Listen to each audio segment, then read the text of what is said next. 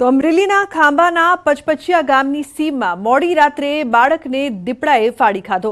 ગામના ખેતરમાં પરિવાર સાથે ખુલ્લામાં સૂતેલ 10 વર્ષના બાળકને દીપડો ઉઠાવી જતા ખળભળાટ મચ્યો છે। દીપડો 500 મીટર દૂર ઝાડી ઝાંખરામાં બાળકને ઢસડી ગયો હતો। વન વિભાગને બાળકના શરીરના હાથ પગ સહિત અવશેષો મળી આવ્યા છે। બાળકના મૃતદેહને પીએમ અર્થે ખાંભાની સરકારી હોસ્પિટલ ખાતે ખસેડાયો છે, જ્યારે વન વિભાગ દ્વારા માનવભક્ષી દીપડાને પકડવા 4 પાંજરા મૂકવામાં આવ્યા છે। તો દીપડાના હુમલામાં 10 વર્ષના બાળકનું મોત નીપજ્યું।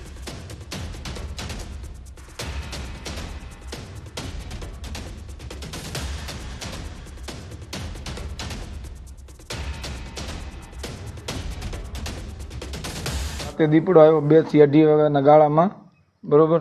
અને રાત્રે દીપડો છોકરાને લઈ ગયો તો અમને ખબર પડી, બૂમ પડી તો અમે ગામને રજૂઆત કરી તો ફોન કરીને વિભાગને બોલાવ્યા, પોસ્ટર વિભાગને બોલાવતા દીપડા છોકરાએ મૃત્યુ પામ્યું, ખાંભા હોસ્પિટલે લાવ્યા। રખડતા શ્વાનની સમસ્યા હિંસક બની છે। રાજકોટમાં શ્વાનના હુમલામાં બાળકનું મોત નીપજ્યું છે। જામકંડોરણામાં 7 વર્ષના બાળકનું મોત નીપજ્યું। ઇન્દિરાનગર વિસ્તારમાં બાળક પર શ્વાનનો હુમલો, બાળકને રખડતા શ્વાને અસંખ્ય બચકા ભર્યા। ઘાયલ બાળકને હોસ્પિટલ ખસેડાયો છે, પરંતુ સારવાર મળે તે પહેલા જ તેનું મોત થયું છે। 7 વર્ષના રવિ નામના બાળકનું મોત નીપજ્યું છે।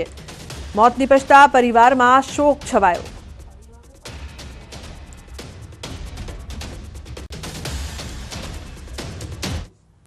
अन्य समाचार बात करिए तो भावनगरना दरियाकांठे सिंहनो मृतदेह मळी आव्यो छे। भावनगर जिल्लामां तळाजा तालुकाना मीठी विरडी गामे दरिया किनारे सिंहनो मृतदेह मळ्यो।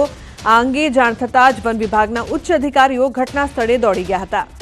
तो मृत सिंह युवा वयनो होवानुं प्राथमिक तपासमां जाणवा मळ्युं छे। वन विभागना जणाव्या अनुसार सिंहने कोई बाह्य ईजाओ थई नथी। सिंहना मृत्युनुं कारण हजू सुधी अकबंध छे। हाल मृतदेहने पोस्टमोर्टम माटे मोकलवामां આવ્યો છે। तो पीएम रिपोर्ट बाद सिंहना मृत्युનું कारण स्पष्ट થશે। दरियाकांठे सिंहનો મૃતદેહ કેમ મળી આવ્યો તે વન વિભાગ માટે પડકારરૂપ બન્યું છે।